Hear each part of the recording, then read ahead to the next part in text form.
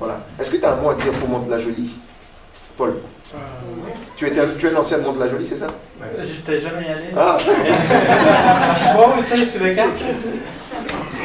Mais on a un peu investi en vous, hein, parce que en tant qu'église, nous sommes comme une famille d'église. Et quand on a entendu le projet, en fait, on a dit, ben, nous, on aimerait bien investir. Donc, on a envoyé, pas grand-chose, mais on a envoyé quelque chose pour les aider à partir.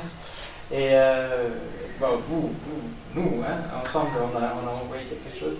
Et parce que, oui, on veut que d'autres fassent pareil aussi. Que quand nous, on a une mission, il y a d'autres églises aussi qui participent aussi. Donc, si nous, on ne le fait pas, on ne peut pas attendre que les autres le font.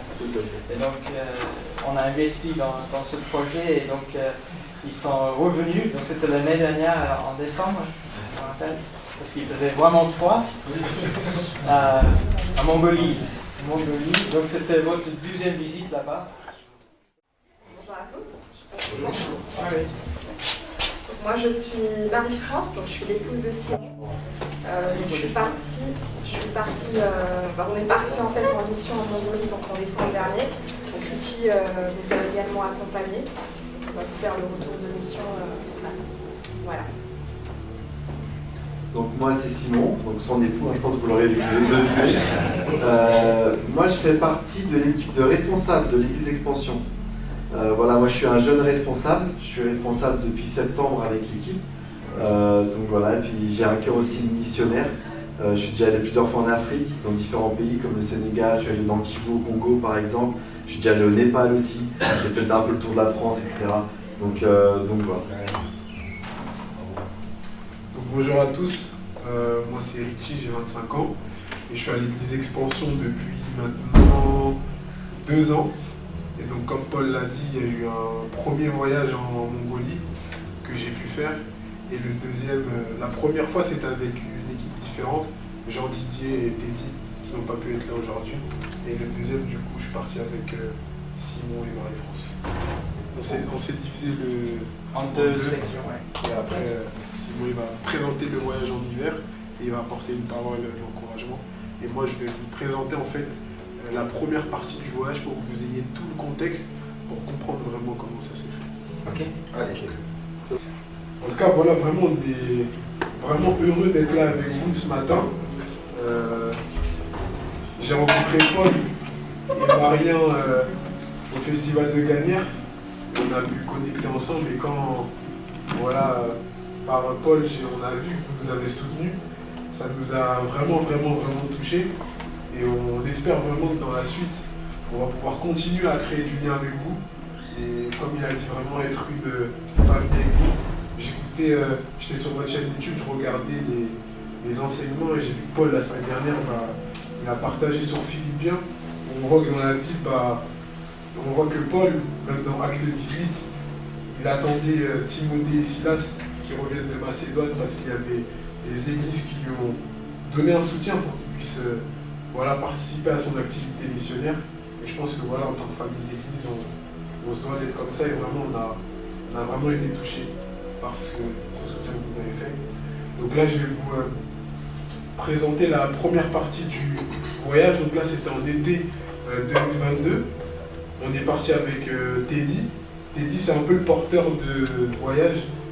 Quand il s'est converti, il a vraiment reçu de Dieu d'aller servir là-bas auprès des nomades. Ça a mis du temps, il a dû attendre 4 ans avant de voir ce premier voyage se concrétiser. Et du coup, avec Jean Didier qui est là, un frère de l'église qui est aussi le frère de Marie-France, on a voulu aller avec lui pour pas qu'il soit seul et être vraiment des compagnons d'œuvre avec lui pour un premier voyage découvert sur le terrain. Je peux passer une slide. Donc là voilà les débuts. Faut savoir que pour aller en Mongolie, on ne peut pas partir depuis Charles de Gaulle ou Orly. Donc ce qu'on a fait, c'est qu'on a pris le train depuis Gare de l'Est et on est allé à Francfort. Et en fait, depuis Francfort, on a pris un avion qui nous emmène directement à Ulaanbaatar. Donc là, c'est une photo dans l'avion. On est arrivé maintenant sur les lieux. En fait, il faut savoir qu'on a été hébergé par la base Jeunesse en mission. C'était notre contact là-bas. Donc là-bas, on peut aller dans la base, on peut louer des chambres, etc. Et sur place, il y avait un contact que vous voyez là au milieu qui s'appelle le Mouko. C'est vraiment une personne qui nous a vraiment bénis durant tout le voyage. Il nous a vraiment accompagnés, vraiment, vraiment partout. Et c'était vraiment notre guide en fait. Partout où on allait, il venait avec nous. Et voilà, on parlait anglais, lui parlait mongol, il pouvait nous traduire. C'était vraiment formidable. Donc là, c'était les premiers jours, avec des visites et des rencontres. Il nous emmenait faire le tour de la ville, voir un peu les marchés, ce que les gens y vendent, même pour aller dans la steppe, etc. En bas, vous voyez, il y a Mouko qui nous a fait une surprise. On a rencontré en fait une amie à lui qui a vécu en Suisse et du coup qui parle français. Et après coup, je me suis même aperçu qu'elle connaît Joey de Suisse et sa femme Nara. Donc vraiment, le monde il est vraiment petit. Et c'est voilà, une dame qui parle français. Et on a pu aussi connecter avec elle. Elle a pu nous traduire aussi auprès des Mongols. C'était vraiment génial. Je peux passer ensuite. Là, c'est un couple missionnaire qu'on a rencontré dans la base Jeunesse en mission, Josh et Sharon. Et en fait, c'était marrant parce que en Mongolie, il n'y a pas beaucoup de personnes de couleur.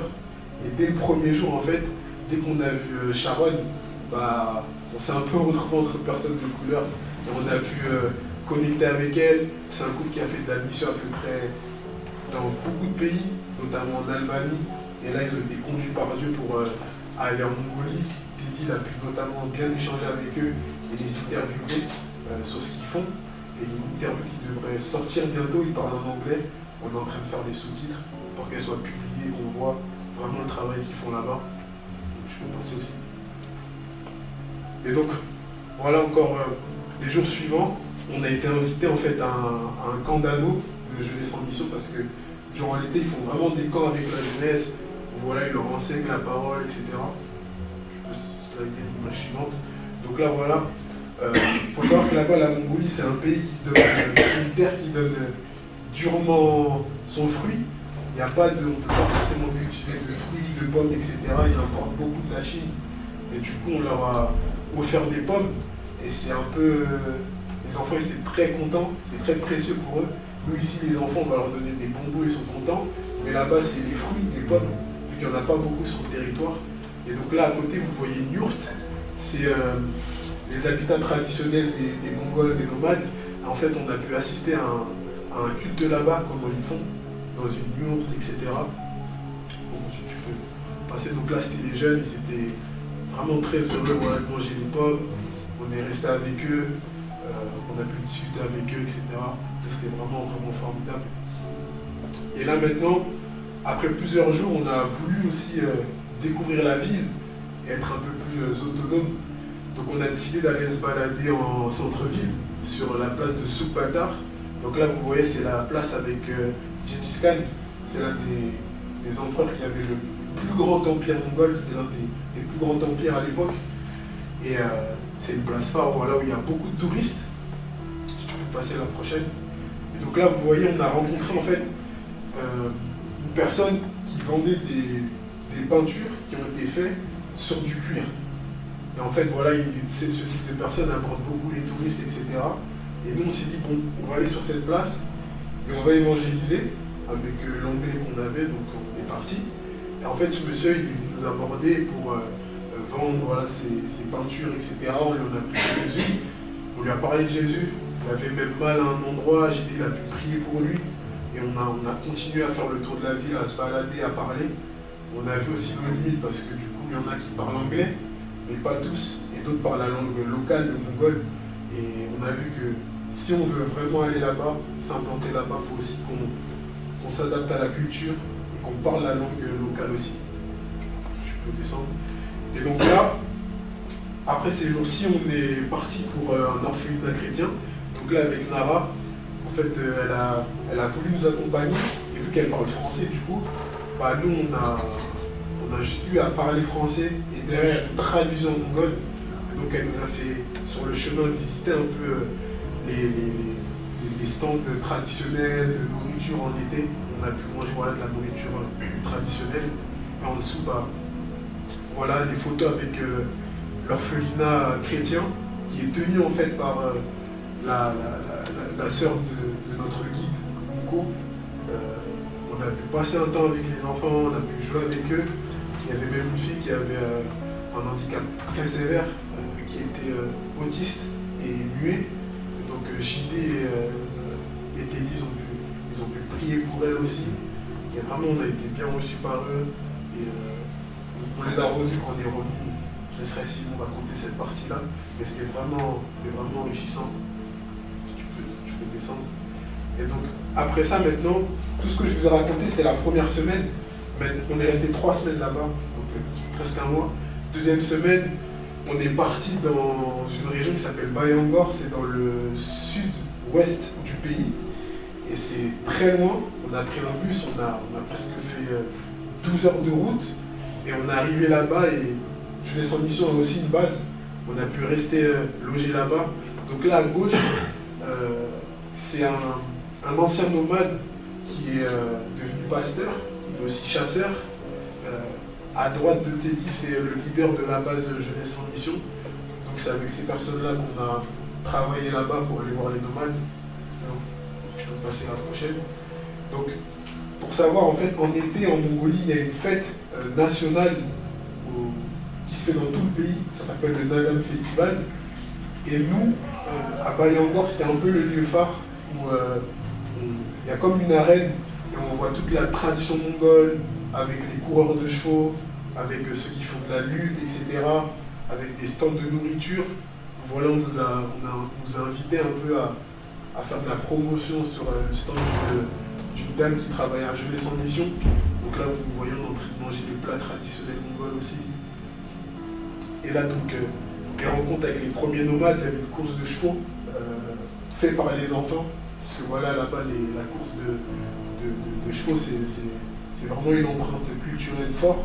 Et donc là, on a pu rencontrer ces nomades qui faisaient des courses avec eux.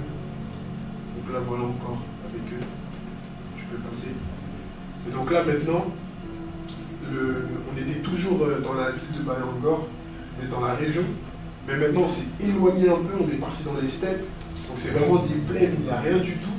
Il y a des yurts, donc c'est comme voilà ce que vous voyez derrière, des maisons où les nomades vivent. Donc on est allé auprès d'eux, on a visité une première famille qui était chrétienne, que le pasteur chasseur il connaissait bien. Et en fait, on a remarqué que cette famille, vu qu'il y a peu de gens qui viennent les voir, ils n'ont pas beaucoup de soutien. Quand on rentre dans leur maison, on voit encore des idoles, des statues de Bouddha et autres.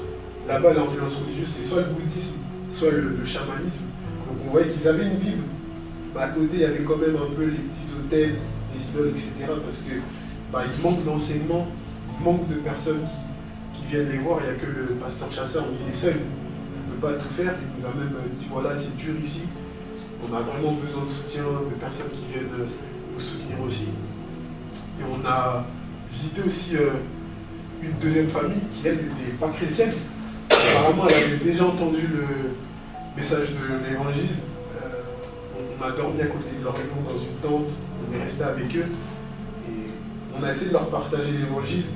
On voyait que c'était pas évident. C'était un peu banal pour eux. Voilà, ils passaient à autre chose. C'était vraiment des bouddhistes. Il y a même Teddy, il est parti un moment avec le pasteur chasseur pour un mariage traditionnel mongol. Et dans la tradition, en fait, chacun doit se lever et se présenter. Et donc, dans la famille, c'était tous des bouddhistes, ils se sont levés, ils se sont présentés.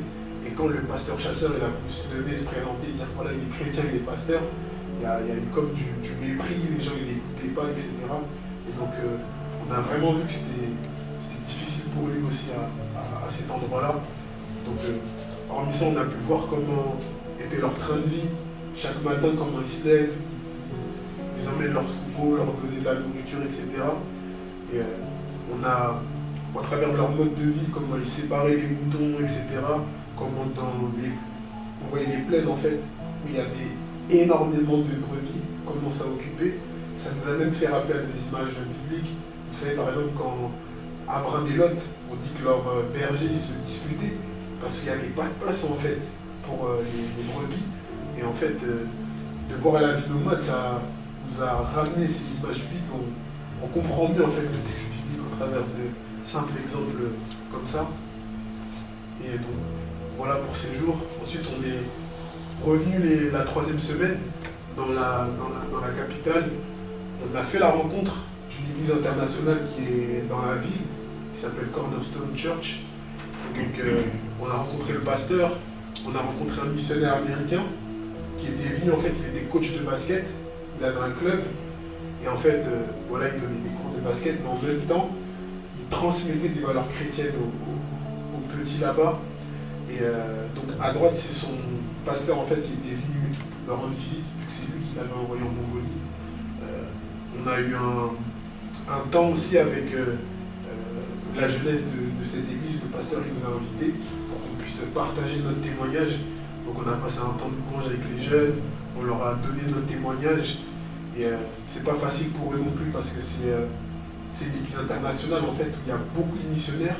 Donc c'est des enfants qui sont donc enfants de missionnaires qui bougent un peu dans tous les pays. Donc là ils se sont retrouvés entre eux. Et en haut à gauche c'était un missionnaire de Jeunesse en Mission qui sert au Kyrgyzstan, c'est un pays à côté du Kazakhstan. Il était venu donner des nouvelles. Et voilà, nous avec ce qu'on avait aussi, les dons que l'église nous avait fait, il lui manquait un peu d'argent pour retourner en mission dans son pays. Et donc nous on a été vraiment touchés par lui, on a décidé de donner tout ce qu'on avait pour qu'il puisse rentrer avec sa famille. Il a une femme et au moins 3-4 enfants, et il lui manquait un peu, donc on a soutenu cette personne. C'est une personne avec qui on est toujours en contact aujourd'hui sur les réseaux sociaux.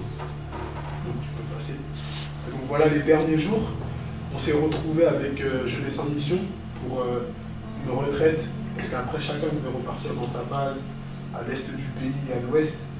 Donc on a passé vraiment un temps de communion, de communion fraternelle avec eux. Et en fait, durant ces jours-là, si vous voulez, Teddy, il est tombé malade. On l'a emmené à l'hôpital, ça allait vraiment pas, il avait un problème, je crois, au pancréas. Ça fait que là, on était dans les derniers jours, il nous restait 3-4 jours. Mais on a dû écourter le voyage en fait, parce qu'il était très malade, on lui a pris un billet de secours pour qu'il rentre. Et du coup, nous, on est rentrés juste après, mais globalement, on avait fini ce qu'on avait à faire. Mais voilà, sur la fin de voyage, j'ai vu ça, Teddy est tombé un peu malade. Donc voilà pour ce premier voyage un peu, pour que vous ayez le tout. Chers amis, j'ai un message pour vous. Il existe aujourd'hui des peuples dans le monde qui ne sont pas atteints par l'évangile. Et à l'Église Expansion, nous croyons que la responsabilité missionnelle de l'Église est de servir auprès d'un point de vue local, mais aussi d'aller servir au loin.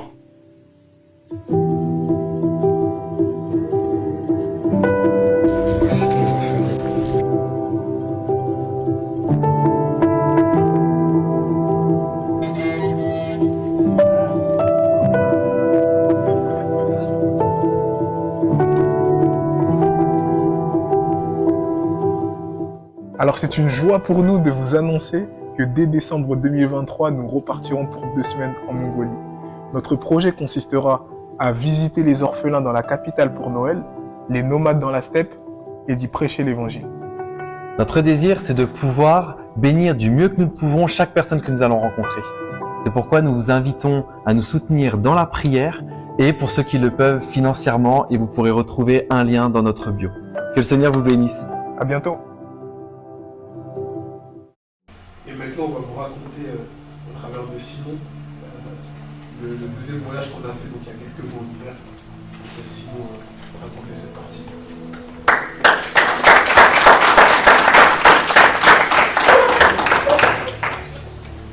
Bonjour bien-aimés. Bonjour, je me suis présenté juste avant. Je suis vraiment ravi d'être ici pour 2 raisons.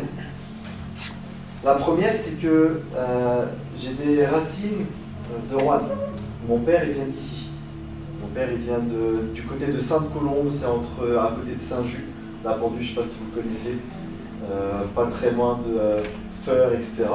Donc pour moi, c'est un retour aux sources. Ça fait plusieurs années que je n'étais pas venu, donc j'ai pu revoir, moi je ne sais pas encore goûté, mais revoir les brioches à la praluline. Voilà, donc c'est vraiment bon, je peux revoir un peu de ma famille aussi, j'étais vraiment ravi. Puis la deuxième chose aussi, c'est que je suis vraiment ravi de pouvoir vous connaître, de pouvoir mettre un visage sur l'église de Roanne. Et ça, je suis vraiment content de pouvoir connecter avec vous. On est content de pouvoir être ici. Et je suis ravi et merci pour votre accueil chaleureux. Sincèrement. On a pu dîner hier et même faire un tour dans la ville, par exemple avec Simona, avec Paul. On a pu marcher un petit peu dans la ville. Franchement, ça me fait vraiment plaisir d'avoir cet accueil-là. Donc un grand merci pour votre accueil.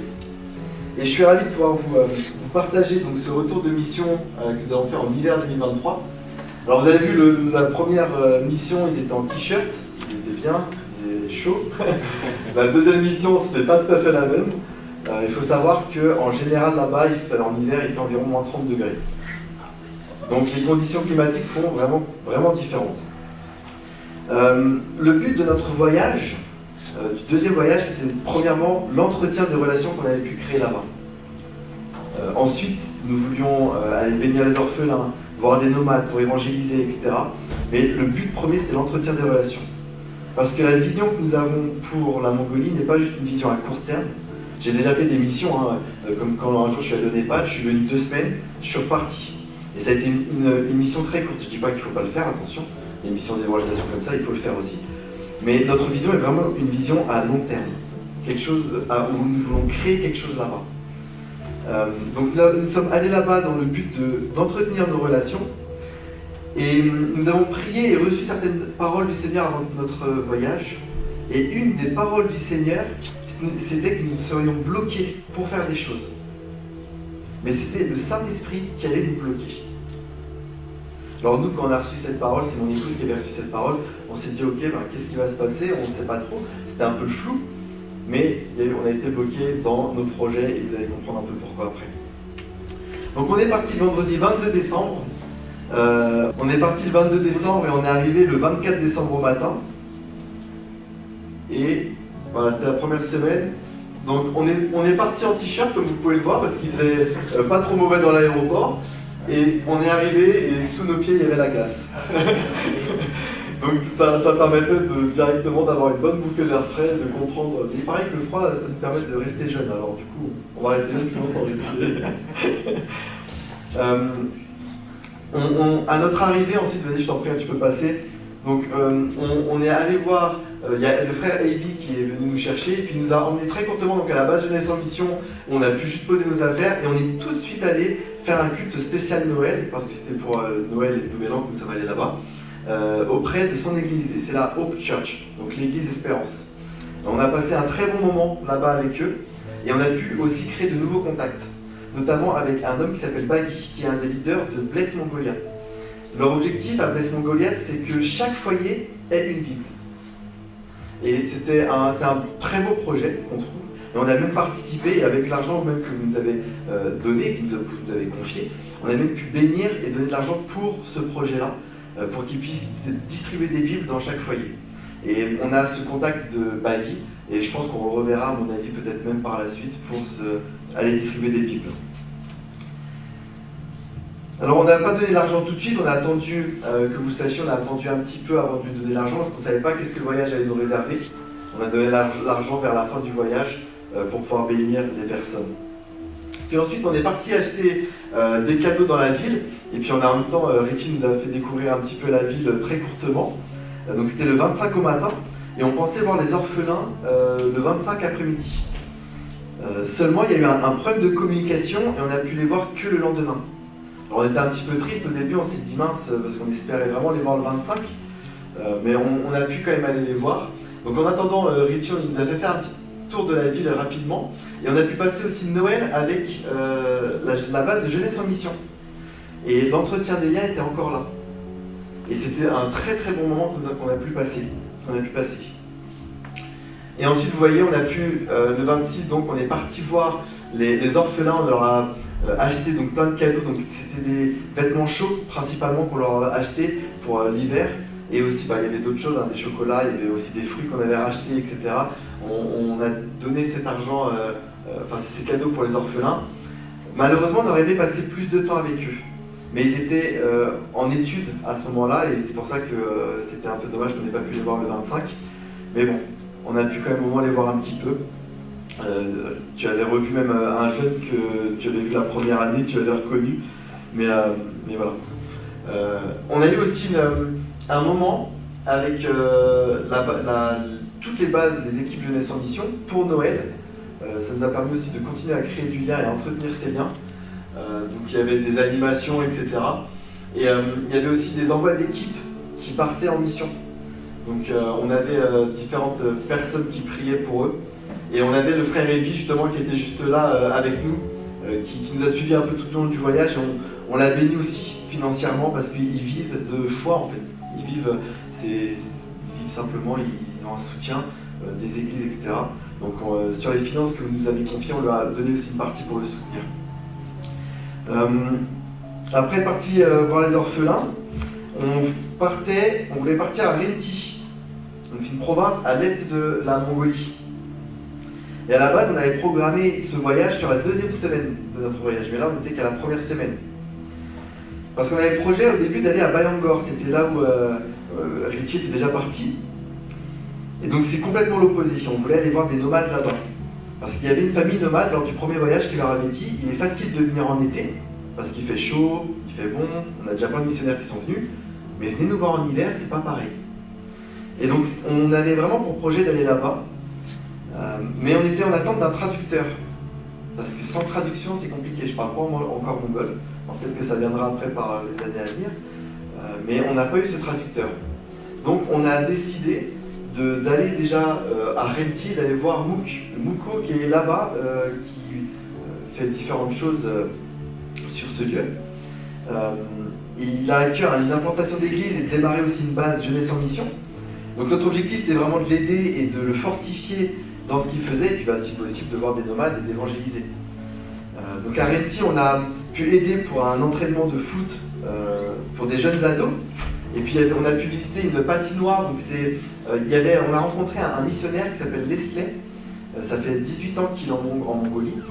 Et il a cette patinoire chrétienne où il passe même de la louange, etc. Il fait aussi des études bibliques auprès des nomades. Et on a pu avoir ce contact avec lui. Et j'ai trouvé ça super. On n'a pas pu voir de nomades tout de suite. Il nous a dit vous allez venir avec moi avec le 4x4. On va aller voir des nomades qui sont à côté, donc nous on était ravis. On était mercredi à ce moment-là, il nous a dit seulement il faut attendre vendredi. Parce que le 4x4, je l'ai prêté à un pasteur, et le 4x4 va revenir certainement vendredi. Donc on a dit pas de problème, donc en attendant, on est parti à la patinoire, on a parlé avec les jeunes qui étaient là-bas. Et puis en même temps, ces 2 jours nous ont permis aussi de nous rendre compte vraiment de la dureté de l'hiver. La deuxième photo, on ne voit pas très bien, mais ce sont des vaches qui mangent dans les poubelles. Si des vaches mangent dans les poubelles, c'est qu'il n'y a pas d'herbe.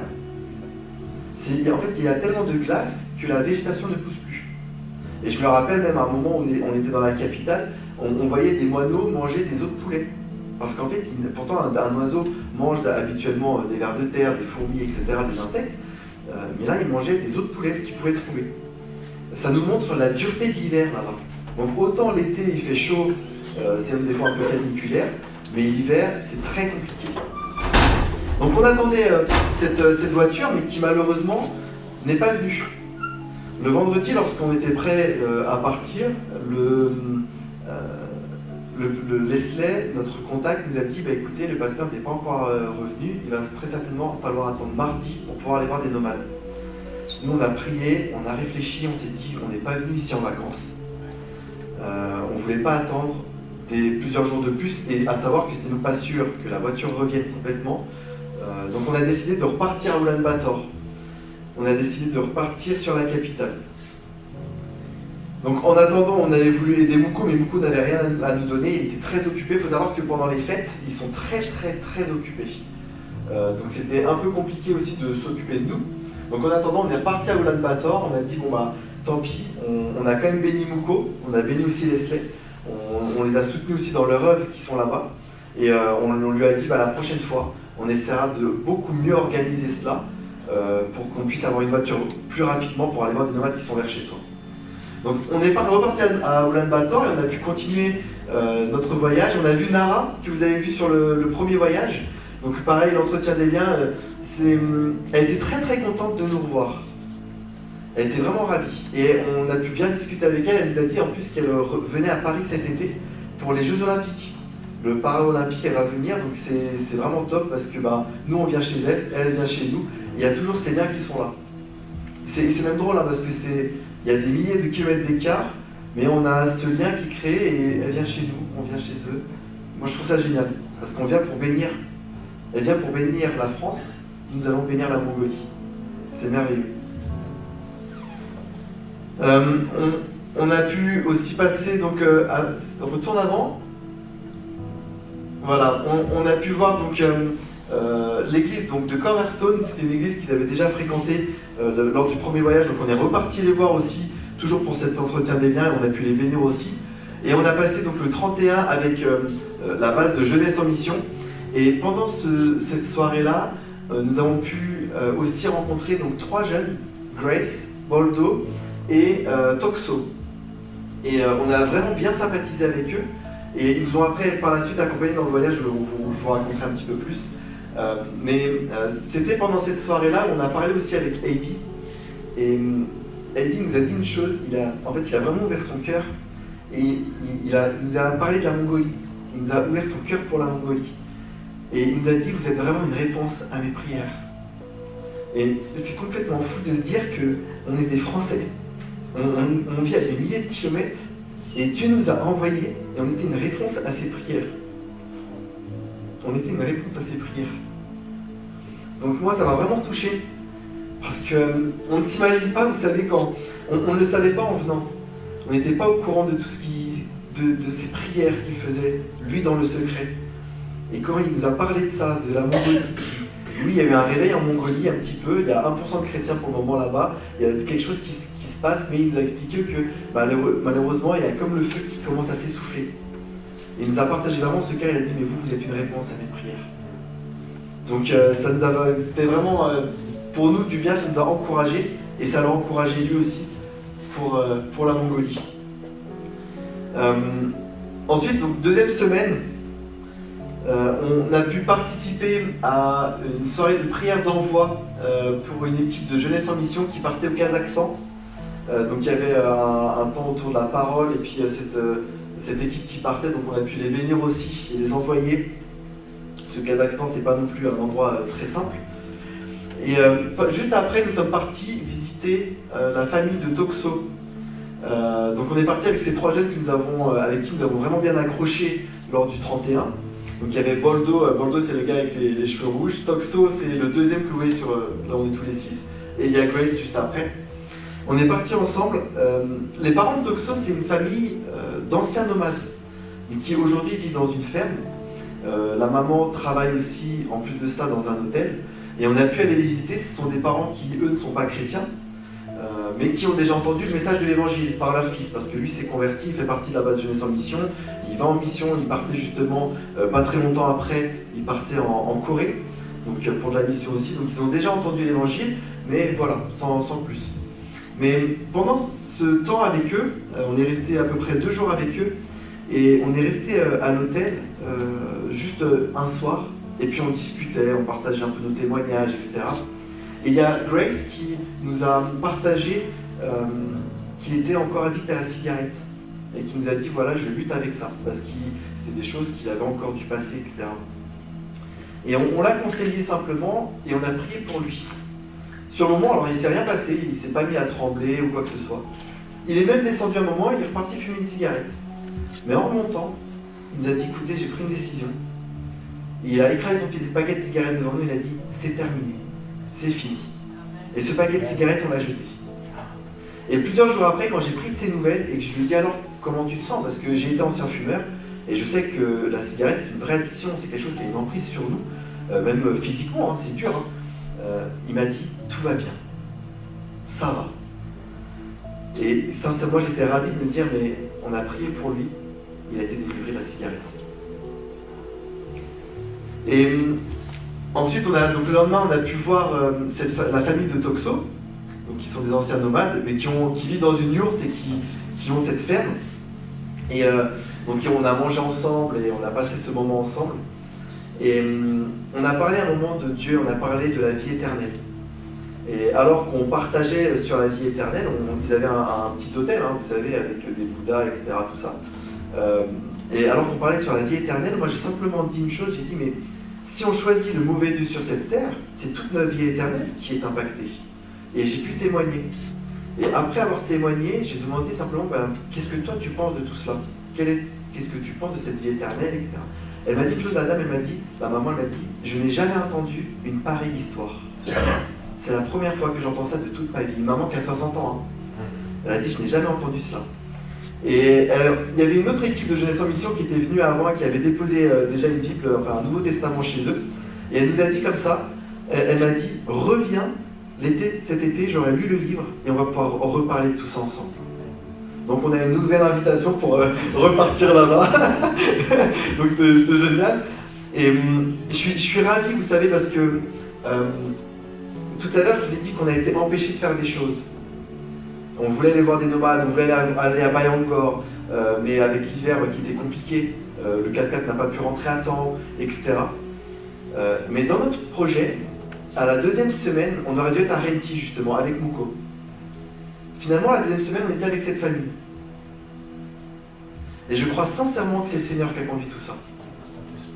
On a été empêchés de faire des choses pour aller dans cette famille. Et je pense même que, si je peux dire ça comme ça, c'est que même si on a fait ce voyage uniquement pour cette famille, pour moi c'est une réussite. On aura peut-être dépensé beaucoup d'argent, beaucoup d'efforts, beaucoup de temps, mais si c'est juste pour cette famille, c'est une réussite. Donc on a passé ce temps avec cette famille, puis après on a fait nos derniers jours à Ulaanbaatar, on est revenu.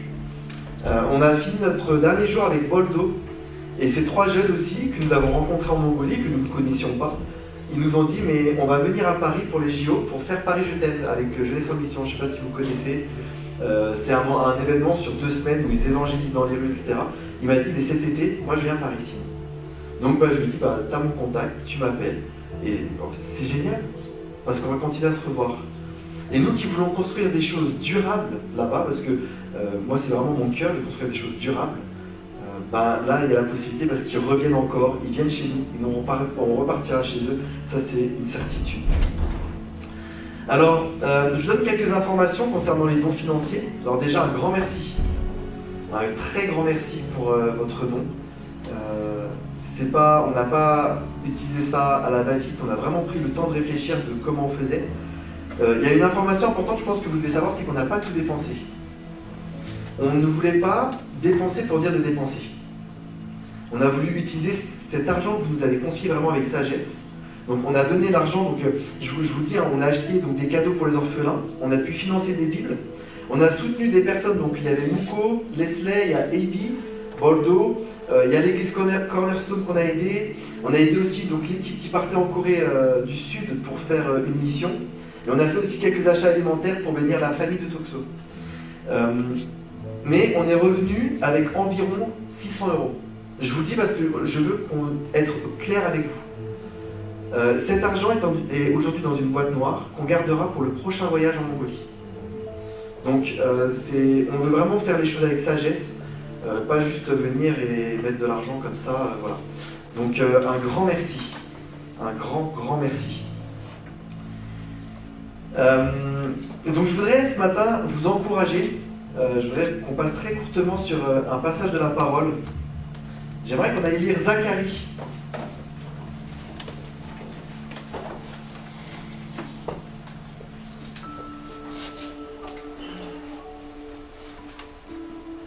J'ai 2 encouragements pour vous ce matin. Dans Zacharie 4, versets 6 à 10. Il est écrit, alors il a repris et m'a dit, voici la parole que l'Éternel adresse à Zorobabel. Ce n'est ni par la puissance ni par la force, mais c'est par mon esprit, dit l'Éternel, le maître de l'univers. Qui es-tu, grande montagne, devant Zorobabel? Une plaine. Il en extraira la pierre principale au milieu des acclamations, qui diront grâce, grâce pour elle. La parole de l'Éternel m'a été adressée. Les mains de Zorobabel ont posé les fondations de ce temple, et ses mains le termineront. Tu sauras alors que l'Éternel, le maître de l'univers, m'a envoyé vers vous. En effet, ceux qui méprisaient le jour des petits commencements se réjouiront en voyant la pierre d'étain dans la main de Zorobabel. Ces 7 yeux sont les yeux de l'Éternel qui parcourent toute la terre. Et cette histoire, cette prophétie que Zacharie a eue, c'est en rapport avec le livre d'Esdras et la reconstruction du temple. Le temple a été détruit par Babylone, et il y a toute l'équipe qui vient avec justement Néhémie, etc., qui viennent pour reconstruire, et Zorobabel vient reconstruire le temple.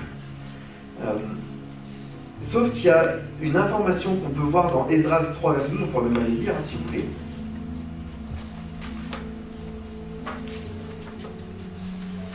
Esdras 3, verset 12. Cependant, beaucoup, parmi les prêtres, les lévites et les chefs des familles âgées, qui avaient vu le premier temple, pleuraient tout haut pendant qu'on posait sous leurs yeux les fondations de celui-ci. Comme beaucoup d'autres faisaient éclater leur joie par des cris, on ne pouvait distinguer le bruit des cris de joie de celui des pleurs du peuple. En effet, ils poussaient de grands cris qu'on entendait au loin. Parmi le peuple, il y avait des gens qui pleuraient parce qu'ils avaient vu le premier temple. Parce que le premier temple de Salomon était un grand temple. C'était quelque chose de merveilleux. Là, la fondation venait d'être posée et ils se doutaient, ils se disaient, mais ce temple-là ne va pas être aussi majestueux que le temple de Salomon. Et ils pleuraient. Mais il y a cette parole que Zacharie a reçue du fait de ne pas mépriser. Que ceux qui méprisent cela, un jour se réjouiront. Et j'aimerais vous encourager aujourd'hui. Peut-être que dans vos projets à vous, dans vos services, dans ce que vous avez envie de faire pour le Seigneur, peut-être qu'il y a des gens qui vous méprisent. Peut-être que c'est un message pour votre communauté, je ne sais pas. Peut-être que c'est pour une personne personnellement. Le mépris, c'est ne pas porter digne d'attention, c'est être indigne d'attention quand on méprise. Peut-être qu'il y a des gens qui se disent, mais ton projet, c'est tout petit, tu n'arriveras à rien. Et qui, pour eux, ils vous méprisent. Mais j'aimerais vraiment vous encourager à continuer. Parce que ces mêmes gens-là, un jour, ils vont se réjouir, je crois. J'aimerais vraiment vous encourager. Et j'aimerais aussi encourager vous à ne pas mépriser les projets de votre frère et de votre sœur. Juste un petit rappel. Lorsqu'il y a eu la sortie d'Égypte, Moïse a sorti le peuple avec Aaron, on est d'accord. Moïse bégayait, n'est-ce pas? Moïse ne se sentait même pas digne, il se disait, mais je ne vais jamais pouvoir sortir, il ne va pas m'écouter. Mais Moïse avait une chose avec lui. Est-ce que vous savez ce que c'était? Il avait le Seigneur, il avait un objet avec lui, son bâton. Je voudrais juste qu'on réfléchisse à ça une minute. Dieu a sorti tout un peuple avec un bâton.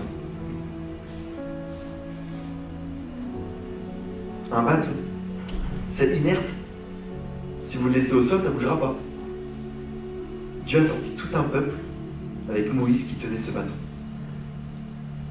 Donc j'aimerais t'encourager et te dire, tu n'es pas trop petit, tu n'es pas trop faible. Tu peux réussir. Construis. Construis toi aussi. Construis pour le Seigneur. Parce qu'on ne fait pas ça pour notre propre gloire. On fait ça pour sa gloire à lui. Et c'est ça que le Seigneur il regarde. Même si c'est un projet qui paraît petit, le Seigneur il voit notre cœur. Il voit notre motivation. Et de grandes et de belles choses peuvent se faire après. Vous savez, ce temple a tenu 600 ans après. Jusqu'à Jésus. Il a été détruit ensuite en 70 après Jésus-Christ. Et il a été reconstruit vers moins 539. Ça fait environ 600 ans. Ils l'ont méprisé, ce temple, au début. Il a quand même tenu 600 ans. Moi, ça m'encourage. Ça m'encourage. Amen. Donc ne méprisons pas les petits commencements ou les faibles commencements. Et juste, j'aimerais encourager même les jeunes. Je sais que les jeunes ne sont pas là, mais particulièrement les jeunes, la jeunesse. On est 3 jeunes qui sommes allés en Mongolie. Moi, ma première mission, j'avais 25 ans. Et j'ai vu Dieu agir. J'ai prié pour des malades, ils étaient guéris. J'ai rien de spécial. Hein. Je n'ai rien de spécial. Exactement. J'ai la foi. J'ai aussi la consécration. Le fait de passer du temps avec le Seigneur, d'abandonner des choses ici-bas. Mais ce que la Bible dit, c'est réel. Ils imposeront les mains aux malades, ils seront guéris. Ils chasseront des démons. Et ce n'est pas seulement les ministères qui le font. C'est appelé pour tout chrétien. Tu n'es pas trop jeune. Quand j'étais parti au Népal, je me rappelle un jeune là-bas, il avait 17 ans. J'avais eu cette prophétie sur lui du fait qu'il allait être un évangéliste. Et quand je prenais de ses nouvelles après dans les années à venir, il m'expliquait ce qu'il faisait. Mais il avait à peine 18 ans, il allait dans les rues et il y avait des miracles qui se passaient et l'église qui se remplissait. 18 ans. Donc vous n'êtes pas trop jeune. Nous, on en est l'exemple. Moi, j'appelle la trentaine. Amen. Amen. Que le Seigneur vous encourage. J'espère que vous aurez été bénis par cela, par cette parole. Merci encore pour vos dons. Et on se tiendra au courant de toute manière. On se reverra très certainement à d'autres occasions. Amen. Merci de venir. Pierre aussi. On va prier pour vous aussi. Vous avez été une bénédiction pour nous. Le verset que j'ai lu tout à l'heure de la conversation de Jésus avec la femme samaritaine, Jésus a expliqué qu'il y a des gens qui sèment, il y a d'autres qui récoltent, etc., etc. Nous, on n'est pas allés en Mongolie avec vous. Si. Non mais, Pour nous, si. non, mais attendez, on n'est pas allés physiquement avec vous. Oui. Ouais. Mais on y était avec vous. Vous étiez avec nous. Ok. Parce que physiquement, je ne suis pas allé. Hein. Ouais. Paul non plus. Pas encore. T'es allé ? Pas encore. Pas encore. Mais c'est important de voir que dans la famille de Dieu, c'est qu'on puisse être des mains, des bras, des têtes, des oreilles, des yeux pour les autres et de s'encourager. Vous avez été une bénédiction pour nous, pour le peuple mongol, mais ce matin aussi pour nous. On a été encouragés, je pense qu'on est boostés aussi pour la mission. Donc j'aimerais qu'on puisse prier aussi pour eux. Si ceux qui se sentent de venir, Paul, je peux venir, on va vraiment prier pour eux, toute l'Église aussi, pour que Dieu continue vraiment à les équiper, ce qu'ils ont commencé là-bas, que ça continue et que Népal ne soit pas simplement la seule destination, mais que le Seigneur puisse ouvrir encore d'autres horizons, d'autres lieux, et que prochainement peut-être qu'il y a une équipe mixte, pourquoi pas un jeune ici à Nula qui se dit bah, tiens je veux venir avec vous, etc. Donc si on peut vraiment tous prier pour eux, je peux venir, Simona, je peux venir. Seigneur, je te bénis pour cette famille, parce que nous sommes une famille ensemble en mission. Merci Seigneur, parce que tu ne leur as pas donné de douter, Seigneur, de l'appel que tu as sur leur vie et de ce que tu as mis dans leur cœur, Seigneur, depuis des mois, depuis des années, pour pouvoir faire pour ce peuple, Seigneur, là-bas en Mongolie, bien loin, Seigneur, du territoire ici. Merci Seigneur parce que tu dis que ils sont beaux, Seigneur, le pied de ceux qui annoncent l'évangile. Nous sommes reconnaissants, Seigneur, parce que tu les as portés. Et Seigneur, tu as accompli des œuvres là-bas. Les semences ont été semées. Une famille a été touchée. Peut-être des gens ont été encouragés. Même des chrétiens là-bas ont été encouragés. Seigneur, merci pour ce que tu fais. Merci aussi, Seigneur, pour l'Église ici. L'Église n'a pas douté, Seigneur, de pouvoir investir, Seigneur, dans cette mission. Merci parce que toi, tu multiplies, Seigneur, les petits pains, les petits poissons pour faire des grandes choses. Maintenant, nous voulons prier pour eux, Seigneur, pour que tu les bénisses individuellement, mais que tu bénisses aussi l'Église d'Expansion, Seigneur, que cette Église soit toujours cette Église missionnaire, avec cette vision, ce regard tourné vers l'extérieur, tourné vers les peuples qui en ont vraiment besoin. Une vision, Seigneur, qui investit aussi à Jérusalem, qui est notre pays, ici, la France, et puis qui va plus loin. Seigneur, merci parce que tu as déjà commencé. Nous prions, Seigneur, vraiment que tu continues à ouvrir des portes, Seigneur Jésus-Christ, pour cette équipe. Tu continues à lever d'autres ouvriers, Seigneur, pour cette équipe. Et tu continues, Seigneur, à accompagner, Seigneur, cette vision par tes provisions divines. Seigneur, dans ce projet. Merci, Seigneur, pour leur vie, merci pour leur santé physique, pour leur santé spirituelle, mais aussi pour le cœur que tu leur as donné, rempli de compassion, rempli d'amour, Seigneur, pour des peuples perdus. Merci, Seigneur. Continue à le faire. Continue à le faire. Merci pour tes encouragements pour nos vies ce matin, à travers eux. Seigneur, qui rentrent chez eux à Paris, dans leur maison, Seigneur, avec toutes tes faveurs, avec toutes tes bénédictions, avec toutes tes grâces, avec toutes tes forces, Seigneur, pour aujourd'hui, pour demain et pour les jours à venir. Au nom de Jésus. Amen. Seigneur, merci pour l'exemple, Seigneur, que tu les as implanté une mission sur le cœur et ils n'ont pas juste laissé là, ils ont mis en pratique ce qu'ils ont reçu. Et Seigneur, que ce soit la même chose pour nous, pour chacun de nous à New Life, Seigneur, que quand on reçoit quelque chose, un projet sur nos cœurs, qu'on le met en place, qu'on suit ce que tu nous donnes, Seigneur, qu'on arrose ce que tu nous as donné, Seigneur, comme idée, et que ça se réalise, qu'on va jusqu'au bout. Et Seigneur, merci, Seigneur, pour cet exemple, pour nous aussi, qu'on le mette en pratique aussi, nos missions, Seigneur. Merci, Seigneur.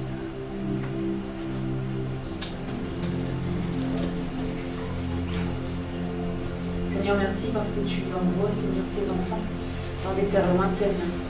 Et merci parce que tu donnes, Seigneur, à ceux qui sont partis, Seigneur, vraiment ce souhait, cet amour pour ces peuples lointains, Seigneur, pour nous, mais qui sont proches de leur cœur, Seigneur, qui sont proches de toi parce que tu les connais et tu connais déjà ce que tu veux atteindre à travers eux, Seigneur.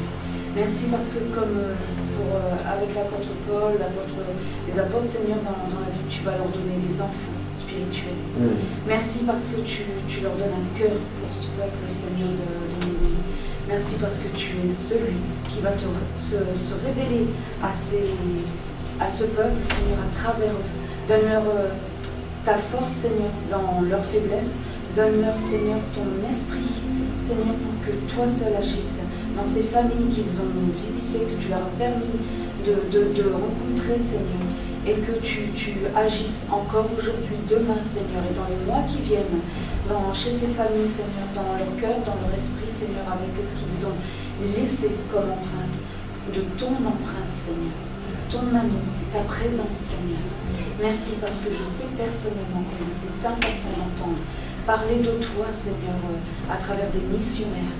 Et Seigneur, je te demande de bénir, Seigneur, ce couple, Seigneur, ce jeune homme, pour que tu agisses dans leur vie et que tu les envoies encore, Seigneur, là où tu veux que leurs pieds foulent et que tu atteignes ces enfants que tu veux atteindre, Seigneur, ces familles et ces peuples, Seigneur.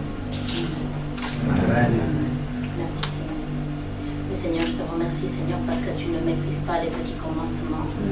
Et je te remercie, Seigneur, parce que tu nous rappelles encore une fois que ceux qui s'aiment avec des larmes moissonneront avec des joies d'allégresse. Et Seigneur, je te bénis, Seigneur, pour ce peuple. Seigneur, même s'il n'y a peut-être que 1%, Seigneur, qui est sauvé, il y a peut-être des gens qui s'aiment, Seigneur, des prières avec des larmes pour ce peuple. Mais je sais, Seigneur, que ces personnes vont moissonner avec des joies d'allégresse. Merci, Seigneur. Gloire à toi, Jésus, pour le travail qui a été fait et qui sera fait pour ta gloire, pour sauver ce peuple. Merci parce que tu as déjà équipé, Seigneur, ton peuple pour la victoire. Merci, Seigneur, que tu les bénisses, Seigneur, que tu leur ouvres les yeux, Seigneur, pour la victoire qu'ils ont déjà acquise en ton nom. Merci, Seigneur, de bénir, Seigneur, Simon, Marie-France, de bénir Richie, de bénir tous ceux qui vont aller, Seigneur, par la suite, Seigneur, dans ce pays. Et Seigneur, je sais qu'ils moissonneront avec des joies d'allégresse. Gloire à toi, Seigneur. Amen. Amen. Seigneur, merci pour ces 3 passionnés qui ont cru en ton projet, Seigneur. On a vu à travers les images, c'était pas évident. On a eu Dima, on a eu, Seigneur, cette population locale qui sont ancrées, Seigneur, dans, on va dire, le cultisme, Seigneur. On a vu des hôtels, des pères qui ont créé pendant plusieurs décennies, mais malgré cela, éternellement Dieu, ils n'ont pas faibli, Seigneur, ils ont cru en ton projet, Père, ils sont quand même allés. Oui, Père. Merci encore pour ce témoignage de foi, Seigneur, qui en tant que jeunes nous encourage, Seigneur, et qui montre encore une fois, Père, que tu travailles avec tout le monde. Seigneur, on a vu que tu n'as pas de limite, peu importe le statut, peu importe l'âge, Seigneur, tu travailles avec tout le monde, Seigneur. Et merci encore, merci pour les familles, Seigneur, les gens qui ont pu toucher sur place, Seigneur. Ils ne sont pas allés avec les gros moyens, Seigneur, mais ça ne les a pas arrêtés. Ils ont pu faire des choses, Seigneur, poussés par toi, oui, Père. Ils ont touché des jeunes, Seigneur, ils ont partagé ta parole, le Seigneur, malgré toutes les difficultés qu'il y a sur place, Seigneur, ils ne sont pas découragés. Au contraire, ils ont été encouragés encore, les Seigneur. Et merci, on voit en eux, Seigneur, cette envie, le Seigneur, de marcher avec toi, Seigneur, de propager ta parole, peu importe l'endroit, oui, Seigneur. Merci encore pour ces moments qu'ils ont pu partager avec nous, Seigneur. Et je peux dire qu'ils resteront vraiment impactés. Personnellement, ça m'a fait vraiment froid au cœur, Seigneur, de voir qu'il y a des personnes qui sont dans des endroits reculés, qui ne te connaissent pas, le Seigneur, et que voilà, on a besoin des ouvriers, Seigneur, pour propager ta parole, aller toucher ces personnes qui sont vraiment dans le besoin. Et parfois nous qui sommes en ville, Seigneur, on a toutes les conditions réunies, mais on n'est pas si engagé que ça, le Seigneur, et ça nous interpelle encore pour plus encore nous engager, Seigneur, sur le travail que tu as commencé avec nous, oui, Seigneur. Merci d'accompagner, Seigneur, que cette foi encore, Seigneur, puisse grandir davantage en eux, Seigneur, qu'ils soient encore plus feu flamme, Seigneur, pour propager ta parole. Seigneur, merci, bénis-les, merci soit-il, Amen. Amen. Merci.